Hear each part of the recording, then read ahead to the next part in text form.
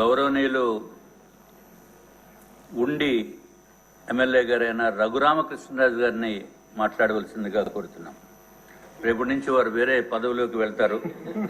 అందుకు ప్రాబబ్లీ కొంచెం ఓపెన్ గా మాట్లాడగలిగే అవకాశం ఈ రోజు తమరికి ఇస్తున్నాం. ధన్యవాదాలు అధ్యక్ష. రేపటి నుంచి నా కష్టాన్ని గుర్తించి ఈరోజే నాకు మాట్లాడే అవకాశం ఇచ్చినందుకు మీకు నా హృదయపూర్వక ధన్యవాదాలు.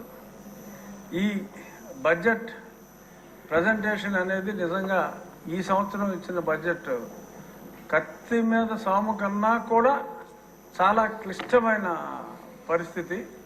ఎందుకంటే మనం ఊహించుకున్నది వేరు, ఊహించుకున్న దాన్ని మించి ఆర్థికంగా అస్తవ్యస్తంగా మారిపోయింది.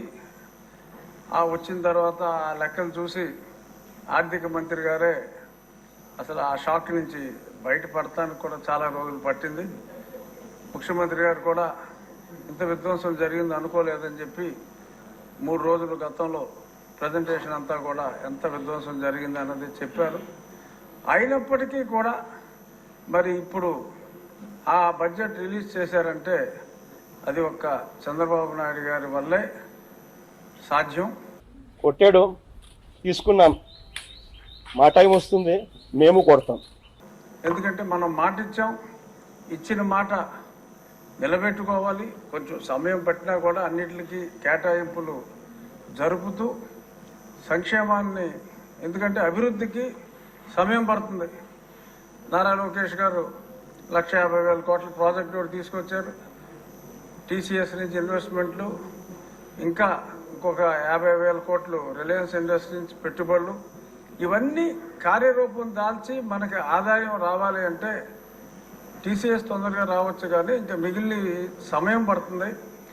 కానీ ఇక్కడ సంక్షేమాన్ని పక్కన పెట్టకుండా మరి రాబోయే రోజుల్లో వచ్చే అభివృద్ధి ఇది బ్యాలెన్స్ చేసుకుంటూ, అలాగే మరి గతంలో నేను ఢిల్లీలో కూర్చున్నప్పుడు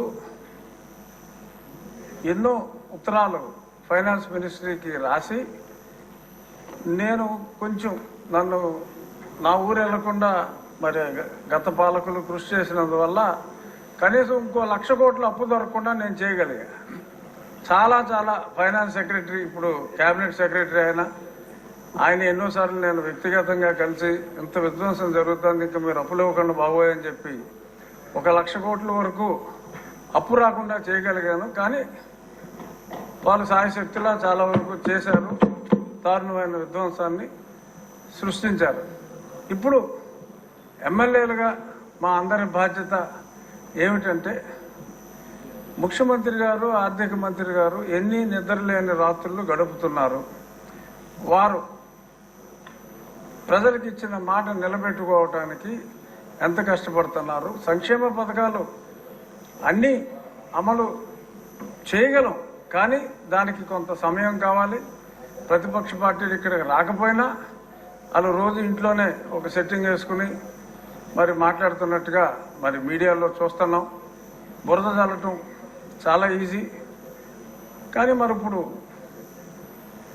మాట ఇచ్చిన తర్వాత అమలు ఖచ్చితంగా అవుతుంది. కానీ పరిస్థితిని మా ఎమ్మెల్యేలు అందరూ కూడా నియోజకవర్గ ప్రజలందరికీ తెలియచేయాలి. ఒకదాని తర్వాత ఒకటి, ఒకదాని తర్వాత అన్నదాత సుఖీభావ కానీ ఇంకా మహిళా నిధి, ఇవన్నీ కూడా జరుగుతాయి. ఒకే 6 నెలల్లో అభివృద్ధి కొంచెం పట్టాలు ఎక్కించి స్టెప్ బై స్టెప్ అన్నవన్నీ చేస్తాము అన్న మెసేజ్ని ప్రజలందరికీ మా శాసనసభ్యులు ఖచ్చితంగా తెలియచేయాలి. ప్రజలు అర్థం చేసుకుంటారు. ఎందుకంటే ఇప్పుడు మనం ఎఫ్ఆర్బిఎం చట్టం అనేది 2003లో వచ్చింది. ఎఫ్ఆర్బిఎం చట్టం వచ్చినప్పుడు దాని ముఖ్యోద్దేశం ఏంటంటే మన రెవెన్యూ డెఫిసిట్ 0 ఉండాలి, ఫిస్కల్ డెఫిసిట్ 3%ని, గ్రాస్ ఫిస్కల్ డెఫిసిట్ 3% దాటకూడదు అనే స్పష్టమైన ఒక ఉద్దేశంతో 2018 కల్లా 0 రెవెన్యూ డెఫిసిట్ ఉండాలంటే అప్పట్లో మనకి చంద్రబాబు నాయుడు గారు గతంలో ముఖ్యమంత్రి చేసినప్పుడు సంక్షేమ పథకాలు ఉన్నా ఆ తర్వాత కూడా కొన్ని సంవత్సరాలు మనకి రెవెన్యూ డెఫిసిట్ లేకుండానే ఉన్నాం. కానీ రాను రాను అలా తగ్గించాలరా బాబు, పైనుంచి జీరో అంటే కింద నుంచి పైకి వెళ్లాల్సిన పరిస్థితి మనకు వచ్చింది. ఉత్తరప్రదేశ్ లాంటి రాష్ట్రం వాళ్ళు ఎక్కడో ఉన్న వాళ్ళు ఇప్పుడే లోకేష్ గారు కూడా చూశారు, సుమారు 70,000 కోట్లు సర్ప్లస్ రెవెన్యూలో ఉత్తరప్రదేశ్, అరౌండ్ 40,000 కోట్లు సర్ప్లస్ బడ్జెట్లో ఒరిస్సా ఉంది. అందరూ ఆంధ్ర రాష్ట్రాన్ని చూసి అప్పుడు చంద్రబాబు నాయుడు గారు ముఖ్యమంత్రిగా ఉన్నప్పుడు ముక్కు నేరేసుకునేవారు. వాళ్ళని చూసి నవ్వేవాళ్ళం మనం. ఇప్పుడు మన పరిస్థితి ఎలా ఉంది, వాళ్ళ పరిస్థితి ఎలా ఉంది. కానీ ఇదంతా చక్కదిద్దగలిగిన సమర్థుడు ఒక్క చంద్రబాబు నాయుడు గారే. కానీ వారికి మనం అందరం కూడా, ఎమ్మెల్యేలు అందరూ కూడా అండగా ఉండి ఈ కష్టాన్ని ప్రజలందరికీ కూడా తెలియజేసి రాబోయే రోజుల్లో తిరిగి ఉత్తరప్రదేశ్ని, అంటే ఉత్తరప్రదేశ్లో సంక్షేమం తక్కువ, మనం సంక్షేమం చేసినా కూడా అభివృద్ధి పదంలో నడిపించగలిగిన నాయకుడు మనకున్నాడు. కానీ సమయం పడుతుంది. రాబోయే రోజుల్లో ఒరిస్సాను మించి, ఉత్తరప్రదేశ్ని మించి ఎఫ్ఆర్బిఎం దేనికైతే ఉద్దేశించారో అవన్నీ కూడా లిమిట్స్లో ఉండేలాగా చంద్రబాబు నాయుడు గారి నాయకత్వంలో మనం అందరం ఈ 5 ఏళ్ళు గడిచేటప్పటికి సర్ప్లస్కి వెళ్లే విధంగా నడిపిస్తారు. ఆయనకి మరి పయ్యావుల కేశవ్ గారు ఆర్థిక మంత్రి గారు కూడా ఉన్నారు. అభివృద్ధి బాటలో నడిపించడానికి, పరిశ్రమలు తీసుకురావడానికి, మరి టాటా పరిశ్రమలు కొన్ని వచ్చినప్పుడు మరి లోకేష్ గారు కూడా ఎయిర్పోర్ట్కి వెళ్ళి రిసీవ్ చేసుకుని ఎయిర్పోర్ట్కి వెళ్ళి డ్రాప్ చేయటం అంటే ఆ కమిట్మెంట్ ఉంటేనే సాధ్యం. వీళ్ళందరి నాయకత్వంలో డెఫినెట్గా రాష్ట్రం ఆర్థికంగా పురోగవృద్ధి సాధించి ప్రజలందరి అంచనాలని తప్పకుండా అందుకోగలమన్న ఆశాభావం మా ముఖ్యమంత్రి గారి నాయకత్వంలో ఉంటుంది.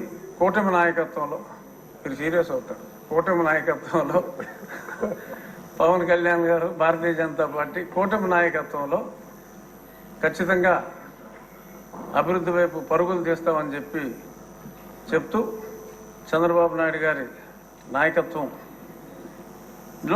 మరింత ముందుకు సాగి పునర్వైభవం ఫర్ ఆంధ్రప్రదేశ్ వస్తుంది అని విశ్వసిస్తూ నాకు ఈ అవకాశం గుర్తు చేసి మరీ ఇచ్చినందుకు థ్యాంక్ యూ. ధన్యవాదములు. మీరు పడిన కష్టాలన్నింటినీ కూడా అందరూ కూడా గుర్తించారు. ముఖ్యంగా గౌరవనీయులైన చంద్రబాబు నాయుడు గారు, పవన్ కళ్యాణ్ గారు, అట్లాగే కూటమి అన్నాం కాబట్టి భారతీయ జనతా పార్టీ కూడా గుర్తించిందని మరి ఒకసారి తెలియజేసుకుంటూ